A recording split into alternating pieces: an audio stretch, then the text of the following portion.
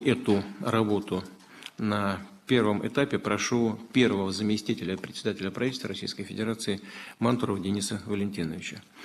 Мы, повторяю еще раз, у нас большая повестка по основным направлениям, но одним из этих направлений является строительный комплекс, об этом поговорим отдельно. Поговорим также о развитии обрабатывающей промышленности и по некоторым другим вопросам. Но, имея в виду строительную часть, конечно, не можем не отметить приближающийся профессиональный праздник строителей. Его будут отмечать миллионы людей в нашей стране. Отрасль находится на подъеме. В ее арсенале самые современные технологии и материалы, навыки, компетенции. Все, что позволяет решать масштабные задачи, эффективно отвечать на запросы общества и граждан.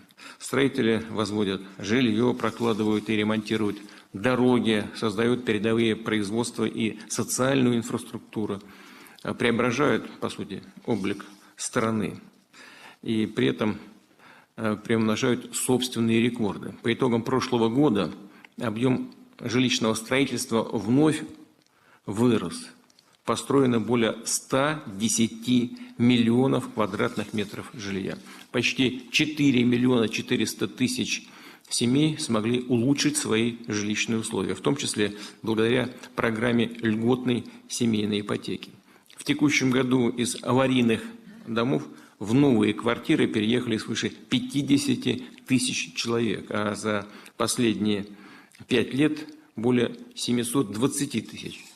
К настоящему моменту 41 регион досрочно расселил жильцов из аварийного жилья. И эту работу, конечно, будем продолжать. Речь идет о жилье, признанном аварийным до 2017 года.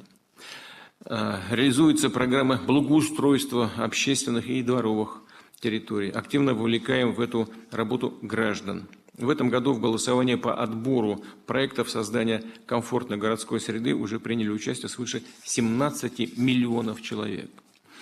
Сейчас разрабатывается комплексная программа модернизации коммунальной инфраструктуры, которая позволит привлечь в ЖКХ существенные средства. Особенно отмечу мужество строителей и коммунальщиков, которые, несмотря на боевые действия, на все сложности, восстанавливают Донбасс и Новороссию. За 2 года они ввели в строй 20 тысяч объектов.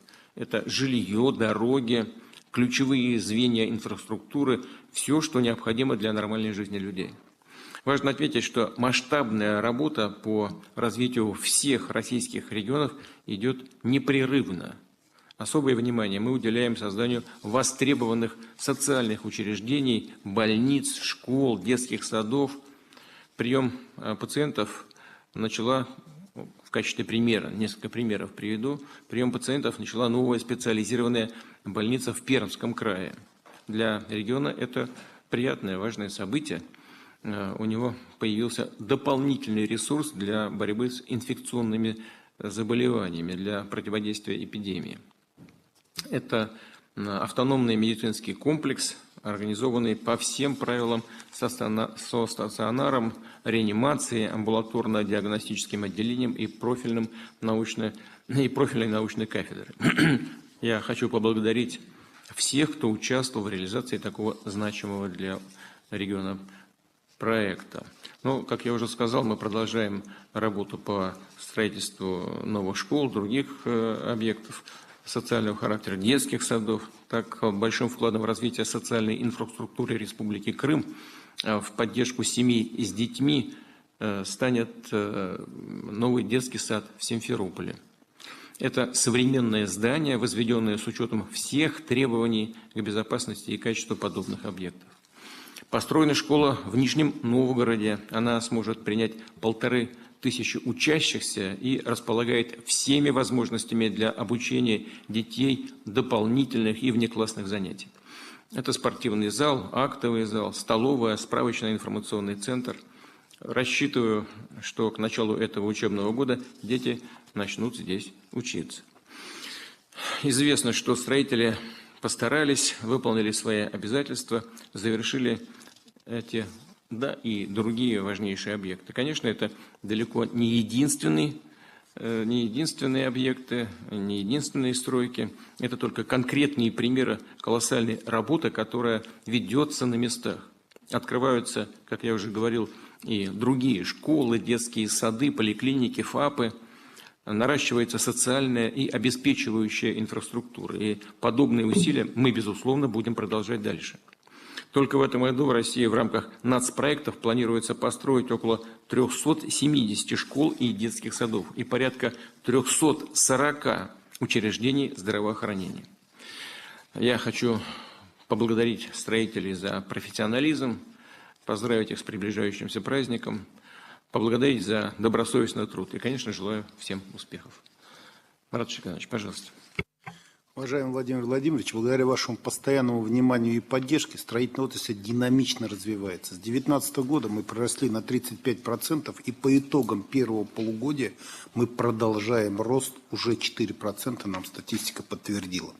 Большой объем в строительство вкладывает, конечно же, строительство жилья. И хочу сказать хорошую информацию. По итогам 7 месяцев мы видим ввод в стране 61,5 миллионов квадратных метров, что на 2% выше уровня прошлого года. Это позволяет нам уверенно сказать, что до конца года мы ведем не менее 100 миллионов квадратных метров. Мы вот эту планку перешагнули в 100 миллионов и намерены ее держать до 30 года. Из позитивного также могу отметить, что благодаря вот этой системной работе у нас 165 миллионов квадратных метров многоквартирного жилья находится в стройке. У нас это на 7% больше, чем предыдущий год. У нас находится 458 миллионов квадратных метров град потенциала. Это возможность строить жилье, это тоже на 14% больше, чем в прошлом году. Но и по 214 закону мы строим 115 миллионов квадратных метров. Это за деньги граждан, которые на счетах эскроу. У нас на 13% больше, чем в прошлом году.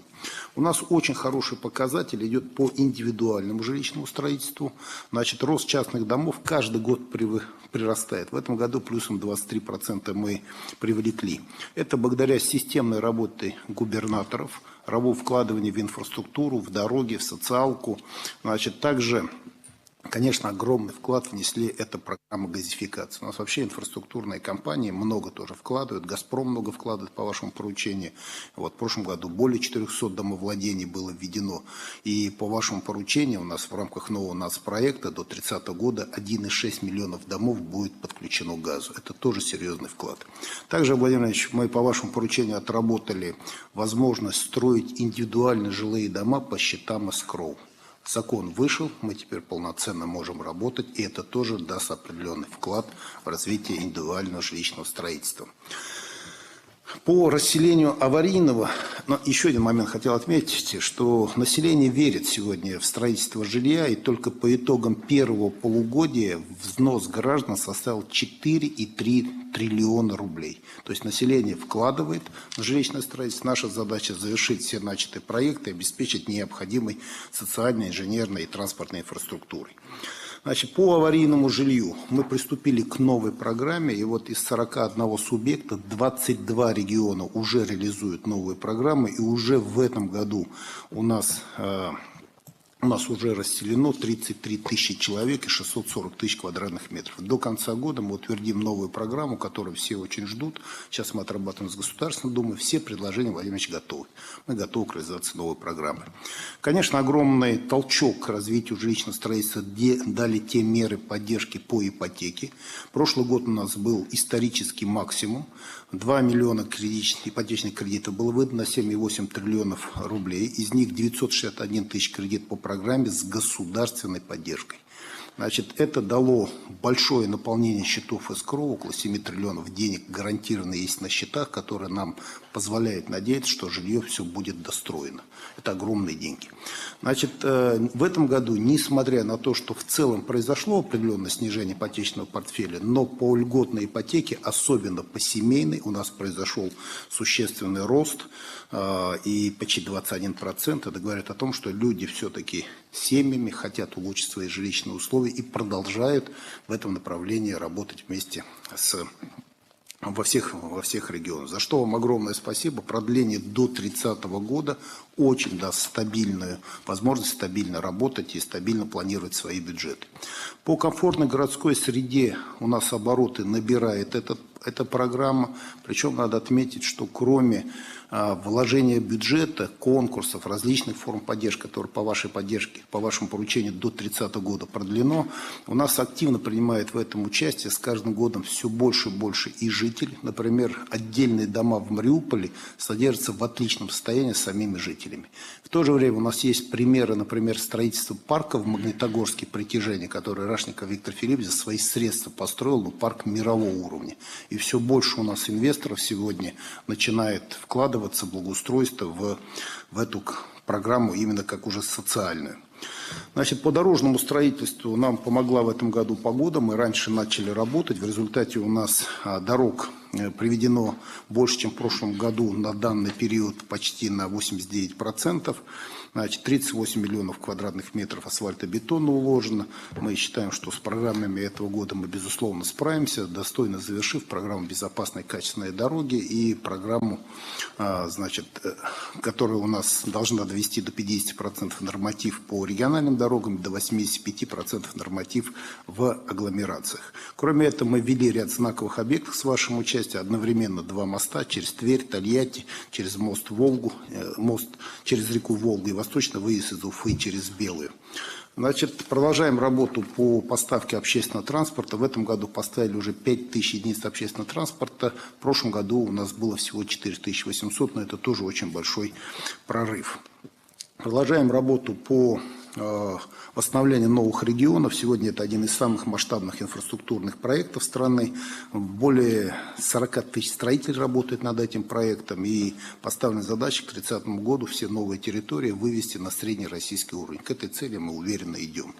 Огромно идет работа по инфраструктурному строительству. Наши коллеги в РЖД, Россети, Транснефть, Роснефть.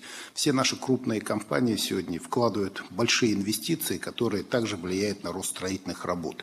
Продолжаем работу по сокращению инвестиционно-строительного цикла. В весеннюю и летнюю сессию приняли 19 законов, позволяющих облегчить строительство, за что спасибо Государственной Думе, Совете Федерации.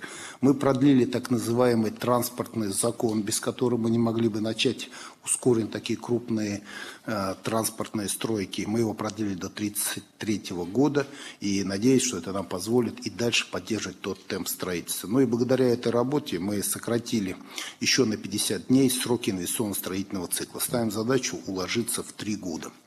Благодаря большой финансовой поддержке и стабильной, которую из года в год мы оказываем в виде инфраструктурных бюджетных кредитов, в виде специальных казначейских кредитов, облигаций, списания задолженности, мы можем планировать на годы вперед. Это более 2 триллионов. Принято решение на ближайший год до 2025 года. И сейчас по вашему поручению у нас есть возможность спланировать свою деятельность до 30 года, где еще около 2 триллионов средств инвестиционных бюджетных кредитов заложено, что позволяет нам планировать и объемы строительства, и планировать собственные силы. Благодаря этим кредитам у нас уже построено 272 объекта инфраструктуры, 76 тысяч единиц общественного транспорта поставлено. Ну и сейчас мы составляем большую комплексную программу, это по модернизации жилищно-коммунального хозяйства из нескольких источников суммарно 4,5 триллиона, что позволит и загрузить строительные силы, и производственников, и самое главное, дать гарантированное обеспечение коммунальными услугами большой части населения страны. Также сильно влияет на программу строительства позитивно. Это комплексная программа строительства, в которой у нас запланировано, значит, в течение 5 лет 6,5 тысяч объектов построить. И вот сегодня мы сдаем часть объектов как раз из этой программы. Это и региональные программы, это и федеральные заказчики. 50 заказчиков и сотни региональных заказчиков работают в этом объекте. Вот сегодня мы вводим целый ряд объектов из этой программы. За теми цифрами, которые я называю, стоят миллионы сотрудников отраслей, сотрудников ЖКХ, смежных отрасли. Я хочу сказать вам огромное спасибо за ту постоянную поддержку и внимание.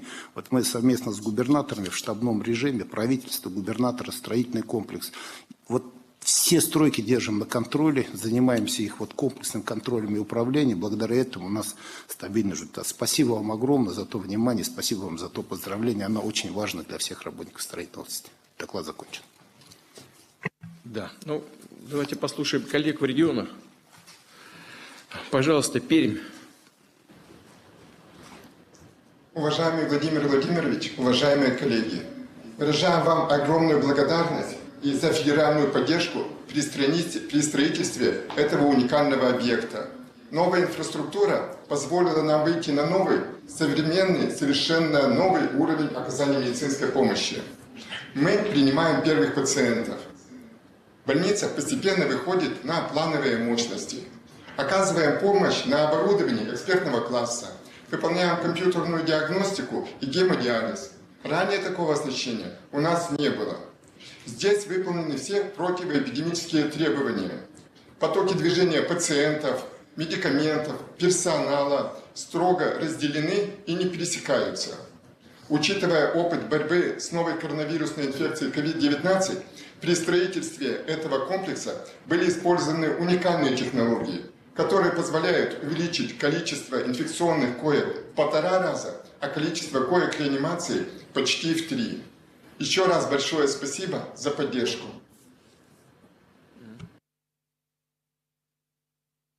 Григорий Николаевич, а сколько у вас врачей работает? И сколько среднего медперсонала?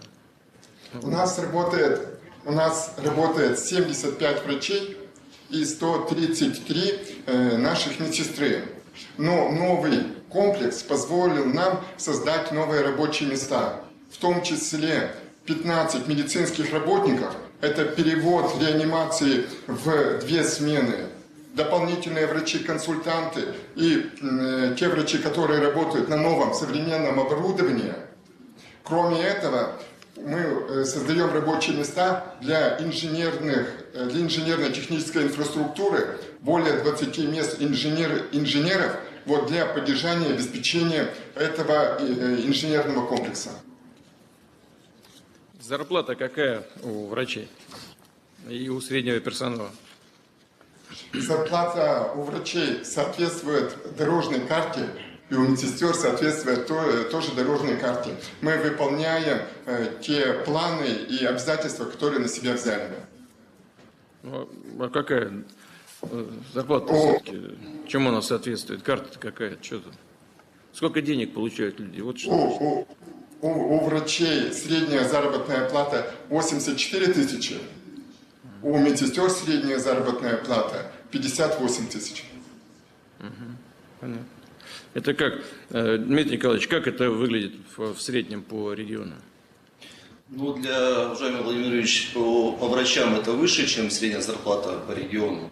А по среднему персоналу, немножко пониже, но в пределах допустимых норм. Ну, то есть средняя зарплата по региону, она, например, в пределах 65 тысяч рублей.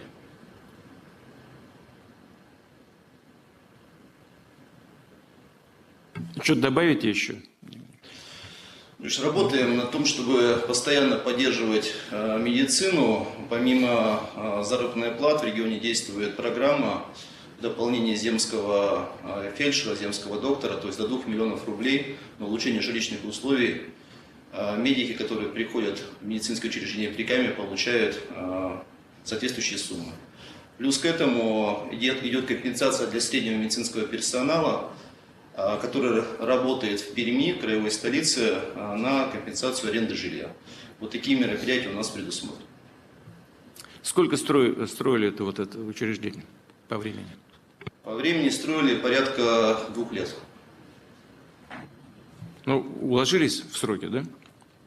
Скажу честно, чуть-чуть сбились по получению лицензии, но в целом мы считаем, что справились, потому что это уникальный объект. Вы правильно сказали, что это полный автономный объект. Плюс к этому коммуникации, которые проложены к этому объекту, как говорят строители, раскрывают градостроительный потенциал. То есть мы можем сейчас в рамках комплексного развития территории планировать строительство 700 тысяч квадратных метров жилья. Отлично. Григорий Николаевич, хочу вас поздравить, весь медперсонал с новым объектом. И надеюсь, что он внесет свой существенный, значимый вклад в дело поддержания здоровья наших граждан на должном уровне в соответствии с современными требованиями. Вам всего самого доброго, удачи. Спасибо. Симферополь, пожалуйста, Оксана Анатольевна. Уважаемый Владимир Владимирович, сегодня в районе Пневматика и в городе Симферополе знаменательное событие. Мы открываем новый детский сад на 350 мест, 16 групп. И воспитанниками станут дети с 1,5-летнего возраста. Я сама работаю в сфере образования с 2003 года. И вижу, как за последние 10 и более лет изменилось и стало стабильно наше образование. Мы все помним историческое событие – вхождение Крыма в Российскую Федерацию. И это позволило улучшить материально-техническую базу у образовательных учреждений. Большое внимание уделяется комплексной безопасности детей, питанию, реализации образовательных программ. Город Симферополь с 2014 года был первым по недостатку дошкольных мест в детском саду. И на сегодняшний день столица Республики Крым на 100% обеспечена местами в дошкольных учреждениях. Владимир Владимирович, весь Крым выражает вам огромную благодарность за поддержку сферы образования, за мир и согласие в Республике Крым, за ваше личное отношение к семье, к детям, к будущему нашей большой и великой страны. Спасибо вам. Спасибо большое. Спасибо вам. Удачи на новом месте работы. У вас особая миссия. Совсем с малышами работать. Это здорово. Сергей Валерьевич, какие планы по социалке, по социальным объектам? По социалке? Уважаемый Владимир Владимирович, уважаемые коллеги, на самом деле все ваши решения воплощаются в жизнь. Поддержка правительства, Михаила Владимировича персонально, ну и всего состава правительства Российской Федерации. Двигаемся по дошкольному образованию 100% обеспеченность на сегодняшний день. В этом году, благодаря тем решениям, которые приняты строительным блоком Маратом Кирзяновичем, тоже персонально, у нас больше 20 детских садов будет сдано в эксплуатацию, введено 4600 мест. То есть практически, у нас на сегодняшний день движение в этом направлении, мы достигли планки, которую вы ставили изначально в 2014 году, 100% обеспечить всех возможностью посещать дошкольные учреждения. В целом двигаемся дальше. Вам спасибо за поддержку с Дмитрием Николаевичем, с Германом Оскаровичем по школе, соответственно, 21 века. Владимирович, спасибо за принятое решение. Будем такую школу строить на 1100 мест, соответственно, то есть будет уделено внимание особой патриотике.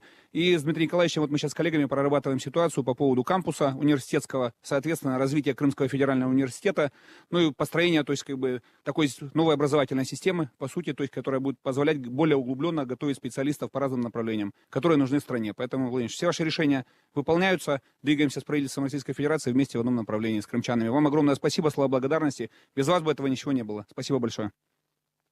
Ладно, спасибо большое. Максим Николаевич, ваша строительная организация, она где базируется? Центр прибыли где? Владимир Владимирович, основное место базирования — это у нас Ростов-на-Дону, но в Крыму мы уже 3 года строим. Сергей Валерьевич, это очень хорошо, что работают строители со всей страны, но неплохо бы и местные строительные компании растить. Владимирович, растим компании местные. Максим Николаевич, он уже местный на самом деле, мы с ним говорили, они уже готовы переезжать, так или иначе, поэтому у нас спасибо. У нас в том числе и демография меняется в связи с тем, что и материковые специалисты приезжают. Крымские строители заняты на всех без исключения подрядных, на всех работах. Никаких ограничений в этой части нет. В полном объеме удовлетворяем. Я помню, вы мне говорили, что там не хватает даже мощности, имея в виду масштаб работ, которые ведутся по разным направлениям. Но я так исхожу из того, что все-таки строительный комплекс Крыма, он растет. Да? За 10 лет прирастает сильно на самом деле, благодаря в первую очередь вашей поддержке. Спасибо огромное. Ладно, хорошо. Я хочу еще раз строителей поблагодарить. Всего самого доброго. Дмитрий Николаевич, что-то есть добавить? Может быть, даже не по Крыму, а где-то пошире? Владимир Владимирович, сейчас активно идет туристический сезон. Максим Геннадьевич об этом вам доложит. Мы здесь на месте следим за тем, чтобы все было организовано с точки зрения безопасности. Что касается образования, по всей цепочке непрерывного образования, начиная от дошкольного, Это чудесный объект, который мы видим, и один из 509, который работает в республике. Но что интересно, когда начинали 10 лет назад, обеспеченность была 40%, сейчас 100%. То есть огромную работу сделали строители. Со строителями здесь проводим много времени. Готовимся к следующем году Артек столетия.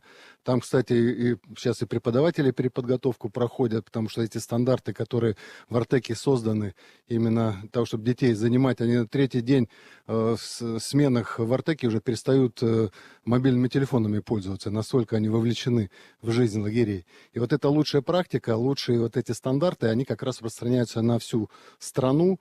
И важно, что с 2023 года во всех дошкольных образовательных учреждениях действует единая федеральная программа образования, где большое внимание уделяется как раз с самых молодых ногтей, что называется, воспитанию наших ценностей и правильного патриотического воспитания, потому что как раз оно закладывается в совсем юном возрасте. По всем остальным вопросам мы работаем, все в порядке. Спасибо. Спасибо большое. Нижний Новгород, Барякова Ирина Александровна, директор школы номер 131. Пожалуйста, Ирина Александровна. Добрый день, уважаемый Владимир Владимирович. Сегодня для нашей школы особенный день. Мы открываем новую страницу истории. Всего 4 года назад мы приняли первых учеников. И это была долгожданная школа в молодом и активно развивающемся районе города. На тот момент были решены проблемы переполненности и второй смены в соседних школах, а мы стали центром притяжения и стимулом для дальнейшего развития территории. Но совсем скоро нам стало тесно в одном здании. И вот сегодня, в преддверии нашего юбилейного 5-го года работы, мы получаем второе здание на 1500 человек.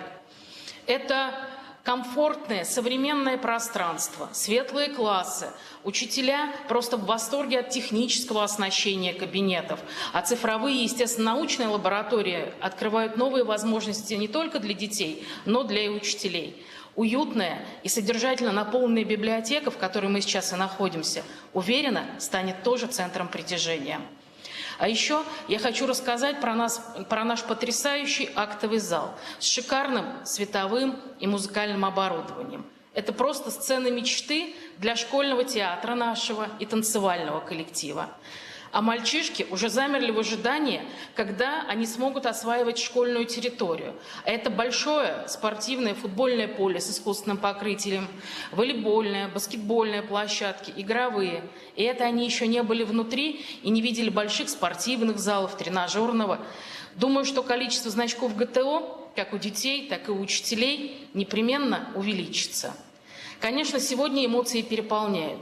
И я не могу не сказать о том, что наша школа, оба ее здания, как и еще 24 в нашей Нижегородской области, появились благодаря реализации одного из самых масштабных национальных проектов образования.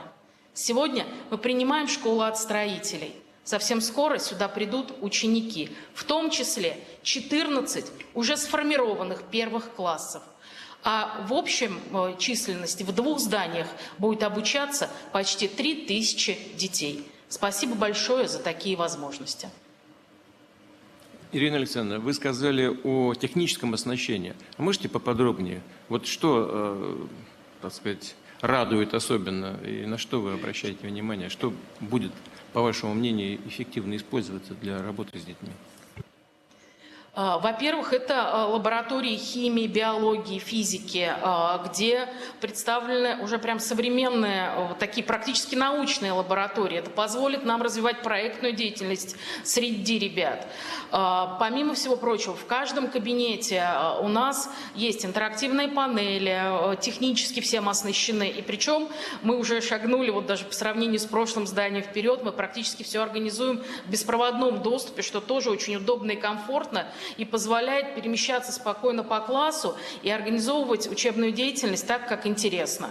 А, например, учитель музыки пришла и практически плакала от того, какое цифровое пианино стоит, и что вот теперь она еще больше реализует те мечты, которые у нее были. Поэтому, знаете, здесь даже каждый предметник, вот к кому бы я ни заходила, когда они свой кабинет рассматривают, они каждый находят что-то такое, что позволит им идти вперед вместе с ребятами.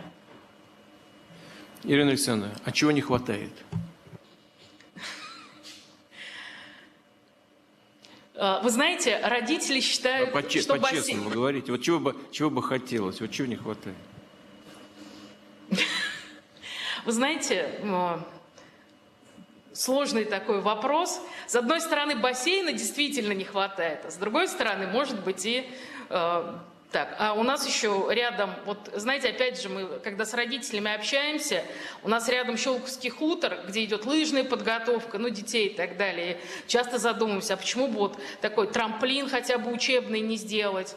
Ну, наверное, это все решаемо. Это сейчас мы вместе с сообществом детей и родителей, я думаю, мы сможем уже адаптировать под себя то здание, которое получаем.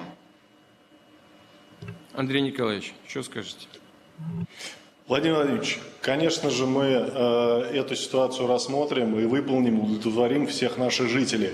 Мы недавно буквально ввели трамплинный комплекс на Грибном канале. Это отдельно пользуется спросом сейчас у наших молодых спортсменов, наших детей. По Щелковскому хутору это особая территория, озелененная территория, экологическая территория. Конечно же, мы эти вопросы все отработаем и полностью наших граждан потребности удовлетворим, Владимир Владимирович. Ну, я не думаю, что вот при современных технологиях это очень невозможно сделать. Сделайте. Выполним, есть, Владимир Владимирович. Спасибо. Всего доброго, Ирина Александровна. Всем вашим коллегам большой привет. И надеюсь, что подготовка к 1 сентября пройдет на хорошем, высоком уровне. Все вовремя будет сделано. Вас поздравляю с новым объектом. Всего хорошего. Спасибо. Спасибо. Коллеги уже упоминали о том, что у нас туристический сезон в разгаре. Роман Владимирович, как работает транспортный комплекс? Владимир Владимирович, прежде всего хочу на минуту отвлечься от основной повестки. Я до недавнего времени возглавлял Курскую область, поэтому разрешите доложить, что нахожусь на круглосуточной связи с губернатора Курской области Смирновым Алексеем Борисовичем, руководителей подведомственных служб и организаций Минтранса России. Мы оказываем всестороннюю помощь в обеспечении безопасности и ритмичной работы транспорта и приложим максимум усилий для минимизации последствий террористических атак со стороны Украины. Если вернуться к повестке, действительно, лето, несмотря ни на что, традиционно высокий туристический сезон, пора активного семейного и детского отдыха. Главная задача транспортного комплекса – обеспечить доступность, комфорт и безопасность перевозок, сэкономить время пассажиров в пути. Все виды транспорта сегодня успешно справляются с возросшей нагрузкой. Подробнее остановлюсь на каждом из них. Воздушный транспорт. Гражданская авиация играет особую важную роль в обеспечении связанности регионов, особенно в летний туристический сезон. За 7 месяцев текущего года российские компании перевезли 62 миллиона 900 тысяч пассажиров. Это на 6,4% больше, чем за аналогичный период прошлого года. В том числе на внутренних маршрутах перевезено 47 миллионов 900 тысяч пассажиров с ростом 2,3%. Прогнозируем, что в высокий сезон российские авиакомпании суммарно перевезут 73 миллиона 700 тысяч пассажиров. Рост к аналогичному периоду прошлого года составит 7%. По вашему поручению с 1 мая текущего года мы перешли на адресное субсидирование жителей Калининградской области и учащихся в регионе студентов.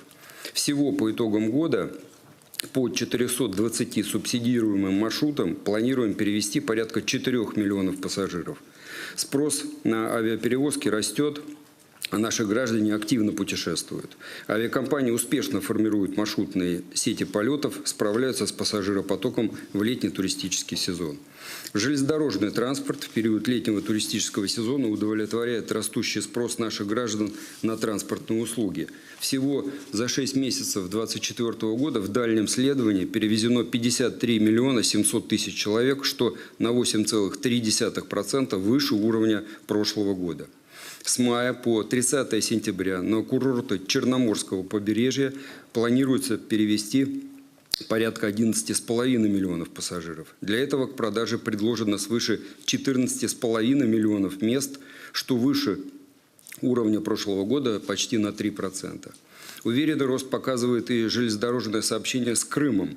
В летний туристический сезон планируется перевести до 2,8 миллиона пассажиров. Это на 6,9% больше, чем в прошлом 2023 году. Отмечу, что принимаются все необходимые меры для организации комфортной и безопасной перевозки организованных групп детей. Всего в летний период 2024 года приняты заявки на перевозку более 680 тысяч детей.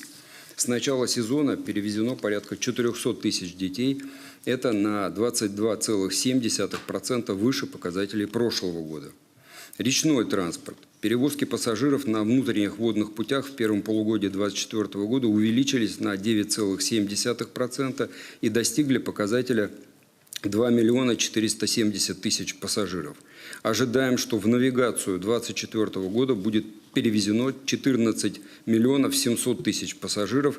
Это на 38,7% больше, чем в 2023 году. Объем перевозок пассажиров по туристским маршрутам в 2024 году, как ожидается, превысит 420 тысяч человек. Несколько слов о работе важной транспортной артерии страны Крымский мост. С мая по июль по нему в оба направления проследовал почти 900 тысяч пассажиров и в автомобилях и автобусах. Это на 17% больше, чем за аналогичный период 2023 года. При таком плотном потоке для нас ключевым приоритетом остается безопасность Крымского моста и тех, кто по нему движется. Для этого мы задействуем как стационарные инспекционно-досмотровые радиометрические комплексы, так и досмотровые модули контейнерного типа. Досмотр одного автомобиля занимает в среднем всего 6 минут, автобуса до 15 минут. Зоны ожидания на досмотр обеспечены всеми необходимыми санитарно-бытовыми условиями. И здесь нужно отдать должное: водители и пассажиры транспортных средств с пониманием относятся к принимаемым мерам безопасности. Хотел бы отметить хорошую динамику, которую в летний туристический сезон показывает наше автобусное сообщение. Приведу один пример. Краснодарский край. Если в июле 2023 года автобусы перевезли по основным туристическим направлениям 143 тысячи пассажиров, то в июле этого года уже 265 тысяч. Рост практически вдвое. Всего же основные регионы туристического притяжения связывают порядка 2000 межрегиональных маршрутов. Мы активно развиваем мультимодальные перевозки различными видами транспорта с использованием единого билета. Эта услуга дает пассажиру возможность спланировать свое путешествие и беспрепятственно добраться до точки назначения. В настоящее время в субъектах реализовали 35 мультимодальных маршрутов. Еще 5 созданы в международном направлении, это Республика Абхазия.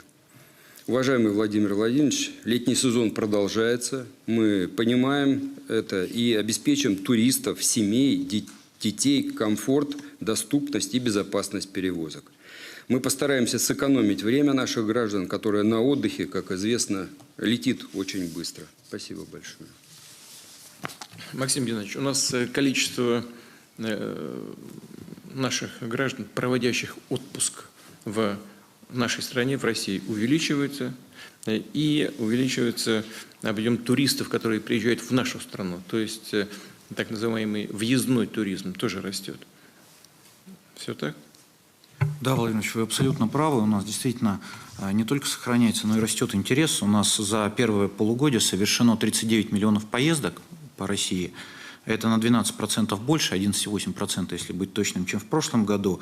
А если говорить о летнем сезоне, то у нас май этого года к маю прошлого плюс 5%, а июнь уже к июню прошлого плюс 12,8%. То есть мы видим, что действительно темпы хорошие. Основной вклад традиционные центры притяжения вносят Москва, Краснодарский край, это понятно. Но я бы здесь отметил восстановление турпотока по Санкт-Петербургу, где наши туристы и гости из стран Ближнего Востока и Китая полностью заместили европейцев, которые большую долю потока там составляли. Это, мне кажется, крайне важно. И отдельно бы еще отметил Крымский полуостров, который, несмотря на всю сложность ситуации, сохранил турпоток на уровне прошлого года. И я думаю, что даже мы превысим, учитывая те предварительные цифры по пассажирам, пассажиропотоку, о которых Роман Владимирович сказал. Активно растущими центрами притяжения в этом году у нас становится Дагестан, но он и в прошлом году хорошие темпы показывал, и сейчас. Отдельно отметил бы Самару и Хабаровск, прямо вот по цифрам, действительно такие лидеры этого года. Ключевую роль действительно играет транспорт, это первая важнейшая составляющая. По цифрам Роман Владимирович сказал, я бы здесь поблагодарил авиаторов за то, что они сохраняют провозную емкость по числу кресел внутри страны. Потому что, как правило, международка, она более привлекательна экономически, но мы договорились, и коллеги эту договоренность выдерживают, что они не будут перераспределять в ущерб внутреннему рынку рейсы на внешний. И так все идет. Мы понимаем, что там тоже есть свои сложности, но очень просим вот этот приоритет внутреннего рынка дальше и сохранить, потому что для нас это крайне важно. По железнодорожным перевозкам тоже цифры все сказали. Мы здесь тоже РЖД очень благодарны за то, что коллеги предметно постоянно занимаются. И опять-таки пассажирка для них, она скорее более убыточна, но они понимают социальную ответственность и понимают и дают приоритет этим перевозкам. Ну и у нас очень важную роль играет автотуризм. Учитывая то, что у нас всего плюс 12% поток как бы вырос, да, а авиация плюс 3, там, значит, железка плюс 8, соответственно, все остальное это автотуризм, и мы здесь работаем по вашему поручению. Совещание в начале июня было вот по всем по автомобильным туристическим маршрутам, размещаем, работаем, то есть действительно поток растет, хотя задач здесь много. Следующий важный компонент турпродукта – это у нас размещение в гостинице. У нас на сегодняшний момент более 900 тысяч классифицированных номеров в 23 тысячах гостиниц. У нас каждая гостиница раз в 3 года должна проходить классификацию и попадать в специальный реестр. Без этого она работать не может и принимать туристов не может. Вот. С учетом этого с начала года 135 тысяч номеров переклассифицировано, и очень важно, что из них 15 тысяч новых номеров. То есть это вот наши программы, которые по поддержке модульных гостиниц, там, стационарных, они запущены и действительно дают эффекты. В том числе у нас сейчас по нашей льготной программе крупных гостиниц строится почти на 51 тысячу номеров гостиницы. При этом у нас, вы нам тогда нас поддержали и дали лимит 59 тысяч номеров. У нас тогда были заявки, но не все пока банки, вот учитывая там процентные ставки и так далее, поддержали соглашение. У нас есть лимит, и мы до конца года еще доотберем, потому что новые заявки тоже приходят. Поддерживаем строительство глэмпингов и модульных гостиниц. Мы в этом году должны 12,5 тысяч сдать. Пока сдали 1000. Мы исходим из того, что, конечно, гостиницы модульные, они больших документов не требуют, поэтому, как правило, предприниматели их начинают эксплуатировать сразу же, а потом уже оформляют все там наши финансовые документы, поэтому реально их, конечно, больше работает. Но мы здесь очень просим губернаторов на это обратить внимание, чтобы как можно быстрее все правильно оформили. Вот, потому что мы готовим по вашему поручению новый отбор на следующую трехлетку. Вот, и, конечно, мы хотим учесть, чтобы все обязательства, которые мы перед вами взяли, и губернаторы перед нами, так сказать, чтобы мы все вместе все это выполнили, и все было эффективно. Из-за активно растущего спроса цены на отдых в стране к прошлому году у нас выросли на 14%. Это выше инфляции. Мы понимаем эту проблему, постоянно и занимаемся. Вот. Но чтобы дальше сдерживать рост цен, ключевой фактор сдерживания – это предложение номерного фонда. И в условиях высоких процентных ставок нам, конечно, нужны некоторые дополнительные меры поддержки. В принципе, такой очень большой объем принят программ. Единственное, что мы здесь попросили, у нас обнуление НДС для гостиниц действует до 2027 года. Все-таки с учетом роста процентных ставок сроки окупаемости увеличились. Поэтому мы вот здесь просили, и Антон Германович тоже ситуацию понимает, продлить обнуление до 30 года. Потому что... Он понимает, но согласен с продлением или нет? Действительно, мы рассматривали с Министерством экономики этот вопрос с тем, чтобы поддержать туристическую отрасль. Она сегодня неплохо себя чувствует. Кстати, прибыль туристической отрасли растет, составляет сегодня больше 270 миллиардов рублей. А если посмотреть с 2019 годом, когда у нас не было еще этих мер, то выросла прибыль в 2,4 раза. Это хорошо.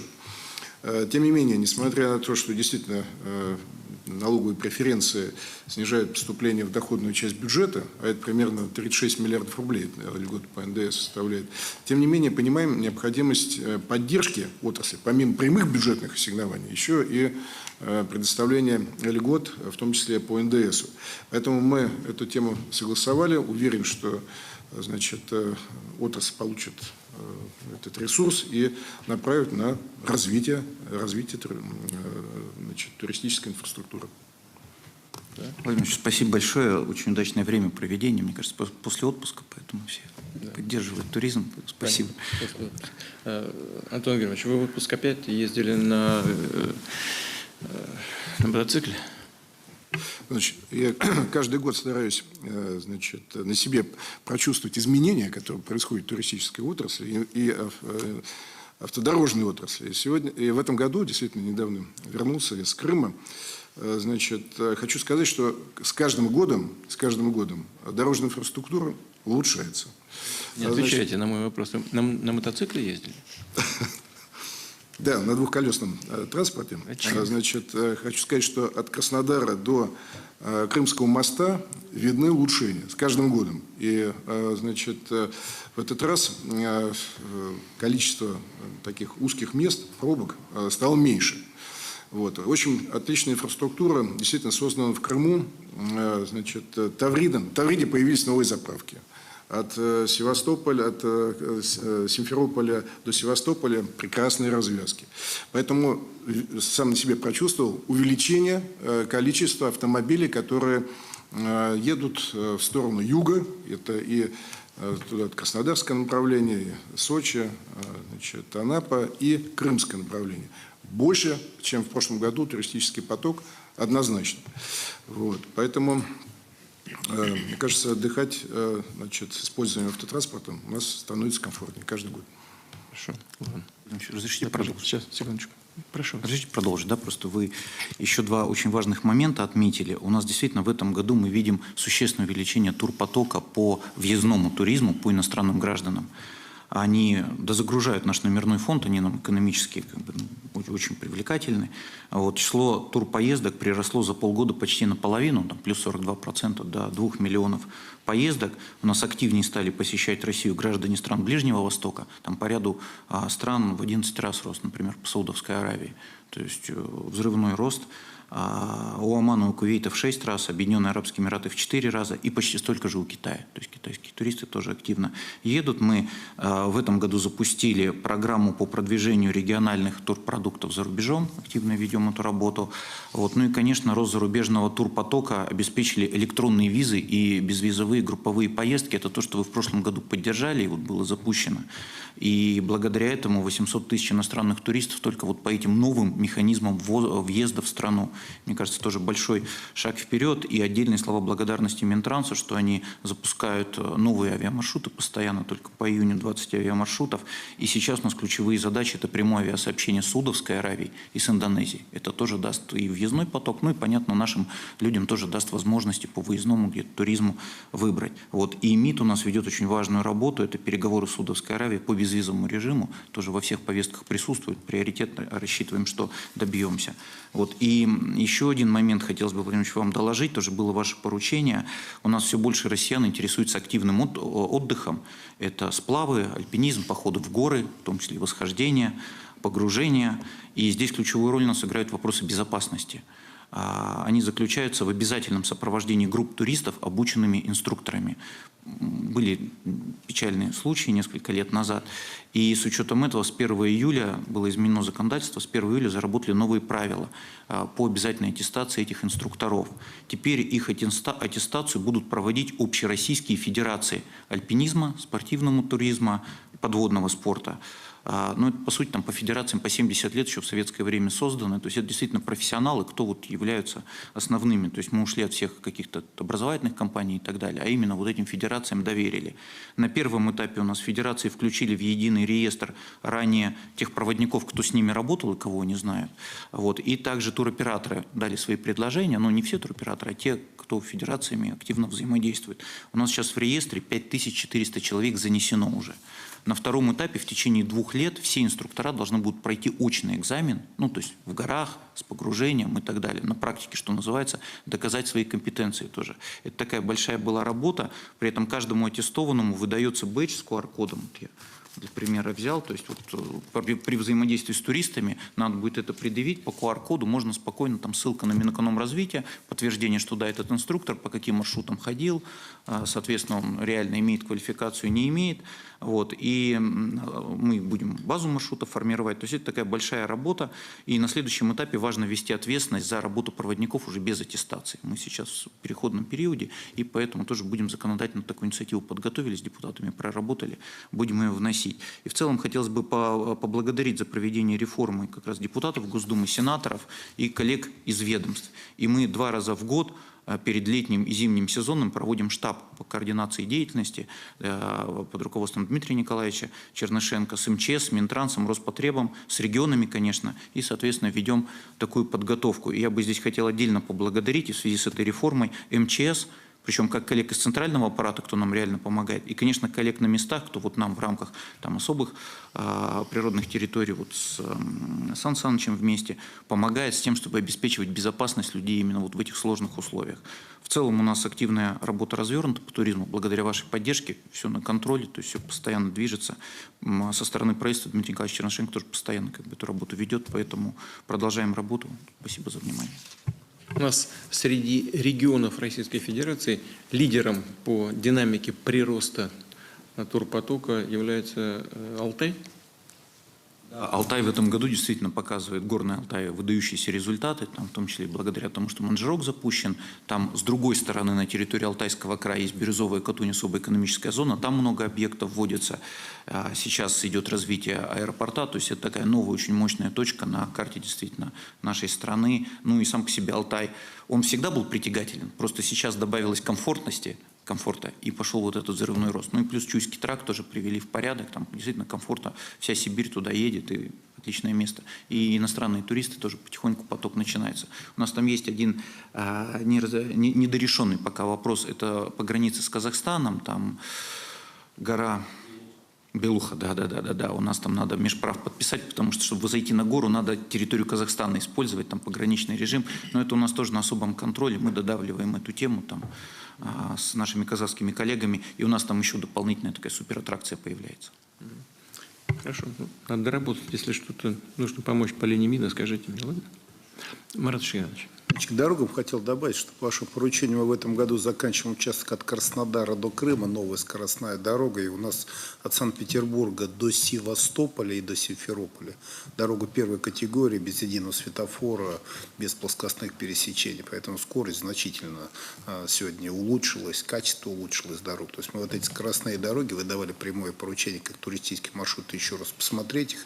Сейчас мы готовим программу присоединения, то есть вот примыкание к нашим основным трассам, М1, М10, М12, значит, М8. Мы готовим эту программу и думаем, что поток будет еще больше. И много создаем инфраструктуры вокруг, заявок много. То есть, в принципе, эта тема так очень активно развивается. Хорошо, спасибо большое. У нас есть федеральный проект «Чистая страна». И у меня такое впечатление, что где-то у нас темпы снижаются по этой работе, по этому направлению работы. Александр Александрович, как вы оцениваете ситуацию? Спасибо большое, уважаемый Владимир Владимирович, уважаемые коллеги. Не допустить экологических чрезвычайных ситуаций – это один из наших вызовов. И чтобы с ним справиться, мы ликвидируем накопленный вред, который угрожает и природе, и, что очень важно, здоровью человека. За 5 лет, что действует федеральный проект «Чистая страна», ликвидировано 216 объектов накопленного вреда. Это свалки, полигоны, шламонакопители, хранилища ядовитых отходов. И до конца года мы завершим работу еще на 63 объектах. Первый блок федерального проекта – это 191 несанкционированная свалка. Все они располагались в границах населенных пунктов. Это 148 городов с общим населением более 20 миллионов человек. На сегодняшний день ликвидировано 135 свалок, рядом проживает 11 миллионов 137 тысяч человек. Работу выстроили через межведомственный штаб каждую неделю. Собираемся, решаем оперативные вопросы. Один из таких важных вопросов, который, спасибо большое, наши коллеги из Росприроднадзора сделали оперативно, это экспертиза экологическая. Было отработано не те стандартные нормативные сроки, а более оперативно. И, что очень важно, смогли оптимизировать технологические решения. Вот по 18 проектам посмотрели детально, вместе с главгосэкспертизой, минус 10 миллиардов рублей тех денег, которые можно было не тратить. Эти решения были на стадии проектирования выполнены. На сегодняшний день, как я уже сказал, у нас ликвидировано 135 свалок. Все территории, где они располагались, они безопасны для окружающей среды. Это подтверждает анализы грунта и воды, которые исследуются в лабораториях Росприроднадзора. В основном места бывших свалок сейчас засаживают кустарниками, деревьями. И дальше на усмотрение мэрий там могут появиться парки или спортивные площадки, как это сделали коллеги в Челябинске и Татарстане. До конца года мы должны будем ликвидировать еще 56 городских свалок в 35 регионах. Вот мы недавно собирались на последнем штабе под председательством вице-премьера Дмитрия Николаевича Патрушева, мы разбирали каждую. Видим проблемы в 3 областях. Это Архангельская, там 5 свалок, Мурманская, 2 свалки и Брянская область, 1 свалка. В основном это сдвижка сроков из-за корректировки проектно-сметной документации. Но до конца года все должны выполнить эти ликвидационные работы. Будем вести их в ручном управлении. Также подключены наши коллеги из контрольно-надзорных органов. Генеральная прокуратура нам здесь всегда помогает, содействует. Так что мы отрабатываем детально с каждым из этих регионов. Также хотел бы отметить, что особое внимание уделяем свалкам, расположенных вблизи туристических центров. Буквально год назад ликвидировали крупнейшую свалку в стране во Владикавказе. Просто чтобы понимание было, свалка составляла 74 гектара. Это 100 футбольных полей. Вот такую свалку убрали в Владикавказе. До конца года пропадут свалки в Белокурихе, в Алтайском крае, Пятигорске и в Краснодаре. А полигон Кабардинка в Геленджике, по которому Владимир Владимирович давали отдельные поручения, так, туристическая территория, уже ликвидирован. Сейчас идет бумажный процесс, и стройконтроль проверяет акты выполненных работ по итогам той работы, которую коллеги делали. Второй блок федерального проекта – объекты накопленного вреда. И на сегодня ликвидирован 81 объект. И до конца года работы завершатся еще на 7 в 3 регионах. Итого будет 88 – это значение нашего федерального проекта. Что такое объекты накопленного вреда? Это не обычные свалки, где годами лежали твердые коммунальные отходы. Это нефтяные загрязнения, накопители шламовых вод, хвосты опасных производств, полигоны. И зачастую для каждого подобного объекта разрабатывались специальная технология ликвидации. Потому что фракции разные. И очень сложно спрогнозировать, что там внутри за десятилетия было накоплено. За годы чистой страны мы как раз смогли накопить эти необходимые компетенции, подготовиться и запустить генеральную уборку. Такая стратегическая инициатива с 2025 года войдет в состав нового национального проекта «Экологическое благополучие». Мы буквально неделю назад презентовали ее Михаилу Владимировичу Мишустину. Было поддержано им, коллегами по правительству, и мы этот проект готовим к запуску с 2025 года. Естественно, мы продолжим ликвидацию опасных объектов на критерии не просто границы города, а влияние на здоровье людей. То есть поменяли требования немножко. Надо идти от здоровья, что свалка несет с точки зрения вреда. Работы по этому факту мы начали, и первое, что мы сделали, мы стартовали с инвентаризации. То есть мы решили проинвентаризировать эти объекты, чтобы действительно узнать, какие объекты угрожают здоровью людей. Они просто некрасиво выглядят. Мы собрали такой список, назвали его у себя внутри коллектива «Народный». Это от свалок до заброшенных производств. И получили информацию от глав муниципалитетов, от наших региональных руководителей, депутатов, волонтеров, экологов. Общероссийский народный фронт нам дал всю информацию, которая была у них. И список составил почти 3000 объектов. Половина при проверке оказались обычным навалом мусора. Убрать такие кучи вполне способны на местах. А вот оставшиеся 1500 объектов попали под оценку влияния на природу и здоровье людей. Роспотребнадзор и Росприроднадзор уже обследовал 770 объектов. До конца года осмотрят еще 440, остальные в 2025 году. По итогам в первом квартале 2025 года выделим объекты, которые ликвидируем в первую очередь и за счет федерального финансирования. Я хочу сразу отметить, Марат Шакирзянович говорил про программу новых территорий, и 6 объектов в Луганске, Донецке, Херсоне, Запорожье также попадают в эту программу и с проектированием, и с запланированным финансированием уборки этого мусора. Там много объектов тоже таких имеют. Мы установили критерии, чтобы определить безопасность, их 12, и ключевое, я уже неоднократно сказал, это воздействие на здоровье человека. Вот сейчас мы обследовали эти объекты, мы видим 38 таких объектов, которые вот сейчас в реальном времени угрожают жизни человека. Соответственно, по этим объектам мы начнем работать в первую очередь, и ликвидация таких горячих точек не должна, в моем понимании, только быть за счет федерального центра. То есть сейчас все должны вместе навалиться на эту работу, губернаторы, мэры, наши коллеги из надзора, и просто взять и убрать эти объекты накопленного вреда. И, Владимир Владимирович, очень важно, вы задали вопрос про свалки, но есть объекты, которые без поддержки федерации, никогда мы не сдвинулись. Это 3 наиболее опасных объекта в разных местах нашей страны. Это полигон промышленных отходов «Красный Бор», территория бывших предприятий «Сулейхимпром» и Байкальский целлюлозно-бумажный комбинат. Можно сказать, что эти объекты накопленного вреда федерального значения, и всеми работами занимается наш партнер Росатом. Они развивают такие у себя компетенции, за что им спасибо большое. Полигон «Красный Бор» в Ленинградской области некогда был центром, куда свозили отходы со всей страны. То есть на протяжении 50 лет этот полигон функционировал. Там захоронение до 25 метров вниз. Мы буквально были недавно там с губернатором Ленинградской области, с губернатором Петербурга, с Дмитрием Николаевичем Патрушевым, руководителем Росатома. О чем хочу доложить. В ноябре-декабре закончится пусконаладка построенного оборудования. Мы профинансировали за счет федерального центра, и начнется обезвреживание и утилизация этих отходов. На все про все коллеги в рамках проектных решений берут 14 месяцев. То есть мы в ноябре, у нас будет дата, начинаем, через 14 месяцев мы должны приехать и не увидеть этих полей, которые там есть. Там, понятно, будут какие-то фракции отходов остаться, они будут с ними работать, но в Красном Боре эта проблема должна быть ликвидирована. Что касается тех объектов Уссурийский-Химпром и Байкальский целлюлозный бумажный комбинат, работы идут по графику, нам коллеги финансирование подтвердили на будущие периоды. Что очень важно, мы подключили сейчас в нашу работу Российскую академию наук и Московский государственный университет. Они нам помогают разобраться с полями, которые остались после производства. Это почти 4 миллиона отходов. Нет технологий сейчас в стране, как это сделать. Салзанский полигон такой есть. Мы не можем найти такую технологию. Перебрали все способы и методы. Сейчас наука взяла время и даст нам рецепт, как эту работу организовать. Безусловно, работа с опасным отходом не заканчивается только ликвидацией накопленного вреда прошлого периода. Ежегодно в стране образуется 414 тысяч отходов опасных первого-второго класса опасности. На сегодня вместе с Росатомом строим заводы. У нас 2 завода, Щучий и Горный, должны быть сданы в декабре, первой половине декабря этого года. Оставшиеся заводы 25-26 год. И этими самыми заводами мы должны будем решить вопрос, чтобы у нас появились мощности, и мы могли отходы первого-второго класса не как в Красном Бору с десятилетиями сваливать и ждать, когда кто-то сделает, а именно сразу в переработку брать и их утилизировать. Спасибо за внимание. Доклад закончен.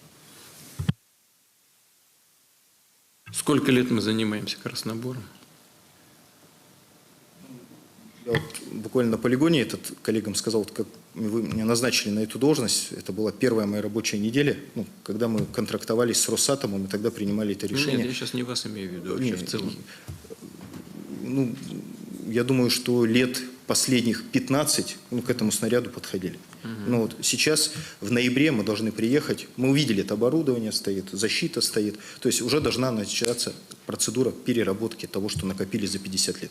Хорошо, ладно. Надеюсь, что так и будет. И еще вопрос, он региональный, но все-таки как вы оцениваете работу региональных операторов? Уважаемый Владимир Ильич, региональные операторы у нас работают по другому направлению, то есть их задача стоит о том, чтобы сорганизовать потоки мусора и, соответственно, не допустить этот мусорный коллапс, потому что все равно люди живут, оставляют за собой то, что нужно убирать. Скажу следующее, что недоработки есть в этой истории. Важно наблюдать за региональными операторами по нескольким направлениям. Они все получают финансирование за счет тарифных решений.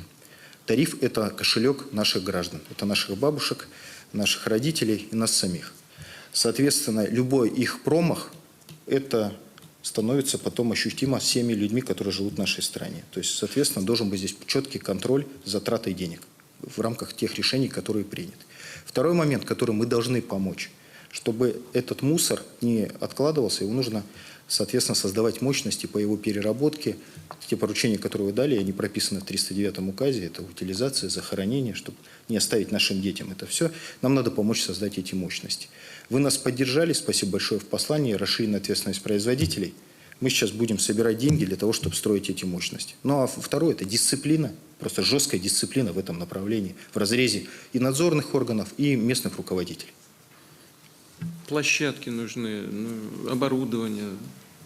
Вот что нужно. И далеко не всегда это получается. Надо проверить, как там будет работать. Владимир Ильич, да, есть такие моменты. Есть, особенно вот сейчас мы расшивали недавно вопрос, когда оператор приезжает, убирает контейнер, а все, что рядом с контейнером, он считает, что это не его. Это раз. Все это можно убирать. Контейнеров нет, не хватает контейнеров. Местные власти площадки не выделяют, как я уже сказал. Давайте подумайте, как организовать эту работу. Да, спасибо. По проверке. и по выявлению тех недочетов, которые выявляются в ходе этой работы. Ладно? Конечно. Спасибо. Спасибо. Пожалуйста, Алиханов Антон Андреевич, пожалуйста, прошу. Уважаемый Владимир Владимирович, уважаемые коллеги, обрабатывающий сектор промышленности продолжает удерживать высокие темпы роста. Начиная с марта 2023 года, фактически каждый месяц мы получали хорошую динамику в диапазоне от 5 до 11%. Здесь важно отметить, что увеличение объемов производства идет фронтально в подавляющем большинстве отраслей. Это позитивно отражается на выполнении промышленностью запросов в разных сфер экономики и непосредственно наших граждан. Начну с потребительского сектора. Мы продолжаем содействовать укреплению позиций российских продовольственных товаров, доля которых уже превышает 80%, а по социально значимой номенклатуре в торговых сетях более 95%. В интересах наших аграриев наращивается производство удобрений. За полгода рост составил 4%. В марте, Владимир Владимирович, вы запускали Волховский химический комплекс. Плюсом к этому еще 5 производителей до конца года введут дополнительные мощности по производству аммиака, амофоса, карбамида, фосфатов для азотных, фосфорных и других сложных удобрений. Выпуск химических средств защиты растений российскими компаниями вырос на 21%, в том числе за счет расширения промплощадки в Московской области. По сельхозтехнике после прошлогодних высоких темпов спрос несколько замедлился, но наши предприятия при этом продолжают поддерживать высокий объем производства. Более того, Россельмаш, получив займы ФРП, открыл 2 новых завода. На одном будут выпускаться, уже выпускаются трактора мощностью от 170 до 370 лошадиных сил, которые раньше мы вообще не делали, и линейка строительно-дорожной техники. На другом выпускаются ключевые импортозамещающие агрегаты, мосты, коробки передач и другие комплектующие. И такой же проект локализации у нас завершается в Петербурге на Петербургском тракторном заводе. Особое внимание уделяем производству собственного оборудования для пищевой отрасли. За 4 года уровень импортозависимости, который достигал почти 2/3 рынка, удалось снизить до 47%. Только за последнее полугодие объемы выпуска в нашем пищевом машиностроении увеличились на 63%. Хороший рост в сегментах животноводческого оборудования, холодильной техники, линиях для упаковки пищевых продуктов, производства напитков. В ближайших планах у нас охватить ниши птицеводческого оборудования, комплексов для виноделия и хлебобулочных изделий. Все это значимые элементы комплексной продовольственной безопасности. Не менее важна работа по обеспечению аптечного и амбулаторного секторов лекарствами и медизделиями. В медпроме у нас хорошие результаты, почти плюс 17% за первое полугодие этого года. Фармпромышленность прибавила 8%, при этом производство фармсубстанций выросло на 23%. Дальнейшее расширение продуктовой линейки и сырьевой базы отрасли обеспечиваем через механизм кластерной инвестиционной платформы и займы Фонда развития промышленности. За последнее время было поддержано несколько таких проектов в Санкт-Петербурге, в Технополисе Москва и в Калужской области. Схожую задачу по освоению нижних переделов предстоит решить в легкой промышленности. В этом году на полную мощность выйдут поддержанные нами важные проекты. Заработает ткацкая фабрика в Нижнем Новгороде по выпуску высокотехнологичного текстиля. В Ивановской области будет локализовано производство крашеных трикотажных тканей. В Алтайском крае завершится модернизация отделочной фабрики, что позволит нам расширить ассортимент хлопковых тканей. В целом отрасль пользуется сейчас моментом, замещает ушедшие иностранные бренды. Это и видно по динамике роста в текстильном сегменте на 8,5% и в производстве обуви на 10% за последнее полугодие. Еще более быстрыми темпами восстанавливается автопром. С начала текущего года он вырос уже на 27,5%. Самый высокий рост по легковым автомобилям, плюс 62%. Сегменты больших автобусов и грузовиков тоже растут, прибавили, соответственно, 19 и 21%. Из отечественных марок АвтоВАЗ вернул в производственную линейку Ларгус и в сентябре начнет выпускать модель Лада Аура, которую вы, Владимир Владимирович, протестировали на трассе М11. Хорошая машинка. Очень комфортно. Работаем. Управляемая, хорошо. Спасибо. Уже у нас перезапущено производство на других площадках, которые раньше были оставлены зарубежными автоконцернами в Петербурге, в Калужской области, в Московской областях. Эти площадки сейчас уже приступили к выпуску продукции. По другим направлениям транспортной сферы наши предприятия также наращивают объемы. В железнодорожном машиностроении выпуск тепловозов и грузовых вагонов вырос более чем на 40%, пассажирских почти на 17%. Сейчас ведется проектирование новых модификаций электропоезда «Финист», в том числе с возможностью автономного хода на неэлектрифицированных участках. Создан первый российский гибридный электровоз, запущены новые поезда «Москва-2024», «Балтиец» для, соответственно, московского и петербургского метрополитенов. По графику идет порученная вами, Владимир Владимирович, работа по разработке электропоездов, набирающих до 400 км в час для ВСМ, подготовка мощностей для их производства. По сути, уже стройка идет, сейчас готовится площадка, свайное поле забивается. Первые составы должны быть поставлены на высокоскоростную магистраль уже в 2028 году. Годом ранее наши машиностроители начнут производить средние высокооборотные дизельные газопоршневые двигатели, которые разрабатывают, соответственно, Трасмат Холдинг и Синара. Это сложные межотраслевые проекты, они также поддержаны ФРП, как и протозащищающее производство турбокомпрессоров для подобных установок. Собственно, мы запустили в марте месяце в Челябинске подобное производство. Такие дизельные двигатели после незначительной адаптации будут применяться в том числе и на карьерной технике, как часть оборудования для наших атомных станций, в качестве объектов малой генерации, в судостроении. То есть такой очень востребованный всеми отраслями продукт. Наши стратегические планы по развитию приоритетных отраслей транспортного машиностроения мы погружаем в нацпроект «Транспортная мобильность», при этом сопрягаем технологические заделы и производственные возможности промышленности с теми запросами, которые обозначили коллеги в части перспектив модернизации транспортной системы. Это касается и авиации, и трансмаша, и других отраслей. Аналогичным образом учитываем долгосрочные потребности со стороны других инфраструктурных сфер. Как вы знаете, строительство выступает одним из таких крупнейших заказчиков для нас, особенно вот в части металлургии. Я вам докладывал, Владимир Владимирович, на запуске нового оборудования металлургических заводов в ДНР, Нижегородской и Челябинской областях.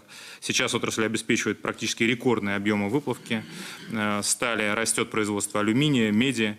Потребление со стороны подрядчиков и рядовых граждан способствует увеличению выпуска. В принципе, стройматериалов здесь разная номенклатура, в пределах от 5 до 16% мы показываем рост, в зависимости от номенклатуры. Восстанавливаются у нас объемы и в лесопромышленном комплексе. По деревообработке на 6% мы подросли. В мебельной индустрии прибавка почти 15%. Сейчас прикладываем все усилия, чтобы улучшить рыночные позиции нашей отечественной строительно-дорожной техники. В этой отрасли набран хороший темп, плюс 16,5%. За это полугодие начали производить гусеничные асфальтоукладчики. Поддержали несколько проектов по созданию специальной техники производства дорожных фрез, фронтальных погрузчиков. Расширяем линейку экскаваторов, перегружателей и так далее. И то же самое планируем по тяжелым грейдерам, буровым машинам, высоким подъемникам. В целом, к концу года рассчитываем увеличить долю российской техники с 12,5% до 21%. Но там есть еще куда расти. Так же, как и в строительстве, в энергетической сфере спрос на модернизацию и расширение мощностей задают темпы для нефтегазового и энергетического машиностроения, которые растут на 25 и на 60% соответственно. В этом году начинаем производство внутрискважинного оборудования. Ведется разработка и создание опытных образцов по 32 видам оборудования для сжижения природного газа. В Энергомаше ключевым проектом стал запуск с вашим участием, Владимир Владимирович, комплекса по кремниевым пластинам для солнечной энергетики, где к концу года уже будут производиться сами фотоэлектрические преобразователи. В следующем году ожидаем завершения строительства завода по литий-ионным ячейкам, аккумуляторам, системам накопления энергии. Один у нас запустится в Калининграде, а еще один строится в Москве, Новой Москве. В других общесистемных для промышленности и экономики отраслях тоже у нас хороший рост. По химии выросли на 5,5%. Здесь тоже отдельно по вашему поручению формируется нацпроект технологического лидерства. Химия, новые материалы. Здесь будем возрождать критические продуктовые цепочки, особенно в малой и среднетоннажной химии, и создавать новые предприятия по выпуску особо востребованных веществ. Масса заказов сейчас у ключевой для нас отрасли – это станкостроение. Благодаря этому она прирастает у нас на 28%. Поддерживаем уже значимые проекты по выпуску 5-осевых обрабатывающих центров, уникального кузнечного, гидропрессового оборудования. В целом до 30 года за счет софинансирования научных и конструкторских работ, техперевооружения, создания новых мощностей мы должны освоить более 500 видов средств производства. Такая, в общем, задача достаточно сложная. Рассматривали проект на стратегической сессии под руководством Михаила Владимировича. Были поддержаны, поэтому уверены, что с этой задачей справимся. Среди гражданских направлений у нас продолжает лидировать по динамике электронная промышленность, прирастает более чем на 30%. Этой отрасли, по вашему поручению, Владимир Владимирович, правительство оказывает особую поддержку. Основными приоритетами здесь является развитие, в том числе и собственного электронного машиностроения и обеспечение перехода предприятий и организаций разных секторов экономики преимущественно на отечественные программно-аппаратные решения. Выполнение всех намеченных отраслевых планов, конечно, во многом зависит от того, насколько емким будет спрос со стороны сфер потребления. При этом для промышленности стоит задача в уникальные для мировой практики сжатые сроки вывести в серию всю необходимую номенклатуру нашей высокотехнологичной продукции и быстро разогнать мощности, чтобы объем предложения сбалансировал спрос на новую технику и оборудование. Пока, судя по темпам роста инвестиций в основной капитал, так и происходит. В прошлом году они выросли у нас на 19%, за первый квартал этого года 27%. Схожую динамику мы ждем и по итогам полугодия. Дальше будем смотреть на влияние, в том числе денежно-кредитной политики, и в зависимости от этого будем при необходимости предлагать какие-то компенсационные меры, чтобы не допустить замедления или сдвижки ключевых для выполнения национальных проектов целей. Доклад закончен. Спасибо. Спасибо большое.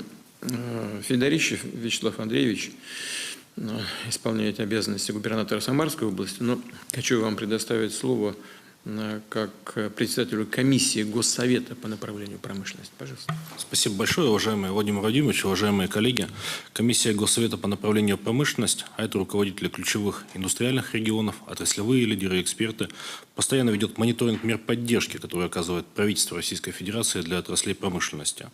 Тот рост обрабатывающей промышленности, о котором доложил Антон Андреевич, во многом основывается на тех решениях, которые были приняты правительством и ваших поручений, Владимир Владимирович, в том числе данных по итогам Президиума Госсовета по направлению промышленность в 2023 году.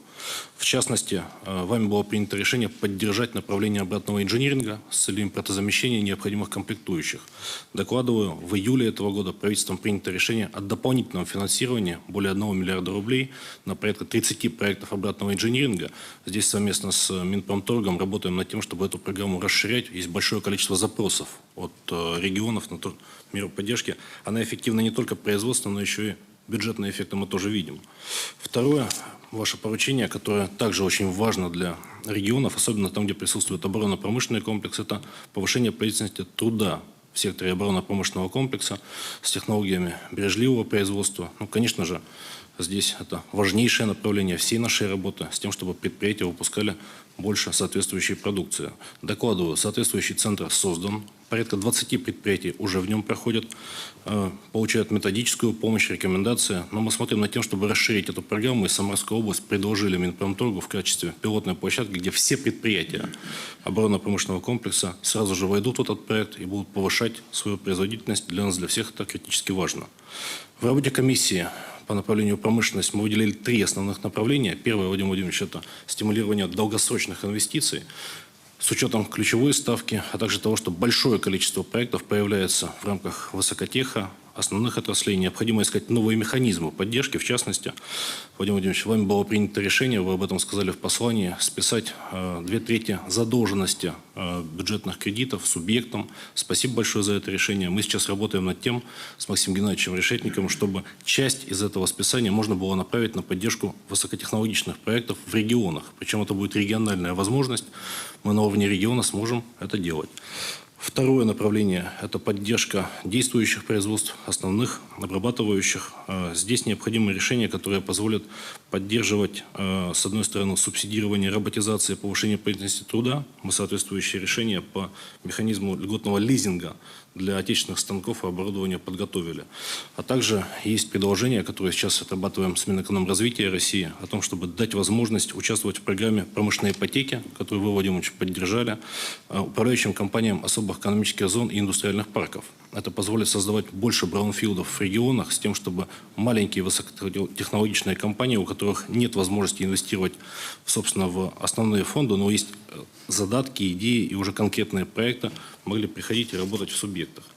И третье направление – это кадры и научно-производственное лидерство. Здесь хотел бы выделить направление беспилотных летательных систем. Это одна из отраслей будущего, и уже сейчас по вашему поручению реализуется национальный проект, который за последние 2 года позволил поддержать сотни компаний, которые успешно работают. Вот в частности, 3 научно-производственных центра было создано в России, которые объединяют в себе и производственные компании, и университеты. Один из них создан в Самарской области, в Тольятти. Владимир Ильич, докладываю, то, что уже удалось локализовать порядка 70% компонентной базы для беспилотных летательных систем. Выпускаются как литий-ионные батареи, двигатели, так и порядка вот еще 70% комплектующих. Мы доведем эту цифру до 90%. И здесь очень сильна связка университет, производство и территория опережающего развития. Пользуясь случаем, уважаемый Владимир Ильич, хотел бы вас пригласить посетить Самарскую область, именно вот этот центр, потому что здесь можно увидеть, как реализуются ваши поручения, как создается новая отрасль. Там действительно есть уникальные решения, которые, если тиражировать, а мы уже над этим работаем вместе с коллегами в правительстве, позволят нам быть технологическими лидерами здесь, во всем мире. Владимир Ильич, доклад закончил. Если позволите, возвращаясь к тому, что вы сказали в начале, связались с правительством Курской области сегодня утром. Всю необходимую помощь, которая будет необходима, это по докторам, по медикаментам, строительные материалы, размещение жителей, всего каждого. У нас есть такой опыт. Мы, как и вся страна, вместе с нашими приграничными территориями. Спасибо. Спасибо большое. Надеюсь, что и другие ваши коллеги из регионов Российской Федерации включатся и будут делать то, что в таких ситуациях мы делать должны все, а руководители регионов имеют возможность сделать больше, чем рядовые граждане. Так что очень рассчитываю на поддержку вашу и ваших коллег из регионов Российской Федерации. Коллеги, вы знаете, что Федеральное собрание закончило работу в осенней сессии, и Совет Федерации, и Государственная Дума, это нормально, люди отдыхают, пошли в отпуск. Знаю, что и в правительстве многие коллеги, вот министр финансов вернулся только что, но многие коллеги планируют отдыхать, либо отдыхают. Но напоминаю, что в отличие от Федерального собрания, это представительский орган власти, правительство, так же, как и ваши коллеги на местах, это исполнительные органы власти. Мы ни на одну секунду не должны прерывать работу соответствующего органа в целом. Поэтому будем с вами на постоянном контакте. Надеюсь, что руководство правительства отработало все, что касается графика, отпусков, взаимозаменяемость должна быть обеспечена. И я с вами буду на постоянной связи, на постоянной. Да, пожалуйста. Спасибо, Владимир Владимирович. Уважаемый Владимир Владимирович, уважаемые коллеги, организована работа по вашему поручению, по оказанию поддержки жителей Курской области, Сунжанского района, подверженного нападению со стороны противника. Отмобилизованы все ведомства, это Министерство чрезвычайных ситуаций, Минздрав, Минстрой, Росгвардия, Минтранс. Идет работа по эвакуации семей из небезопасных районов. Созданы 19 пунктов временного размещения. Пострадавшим оказывается медицинская помощь. Привлечены бригады специалистов Федерального Минздрава, ФМБА.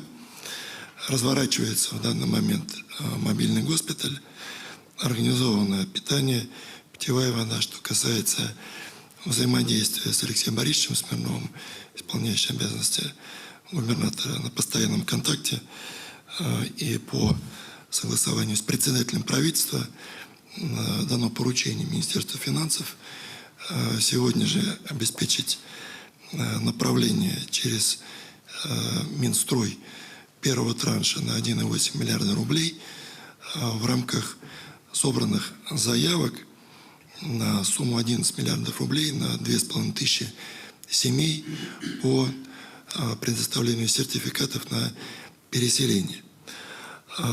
Окажем полное содействие по специальному транспорту, по доставке, как вы уже сказали, что другие регионы должны также реагировать. Московская область в части медицинского транспорта уже подключилась к этой работе. считаем необходимым создание регионального штаба по чрезвычайной ситуации. Это обеспечит более качественную, современную работу, реагирование по всем службам и всем федеральным органам исполнительной власти на местах. И будем докладывать вам по мере реализации ваших поручений. Хорошо. Всем спасибо. Денис Валентинович, зайдите ко мне, пожалуйста.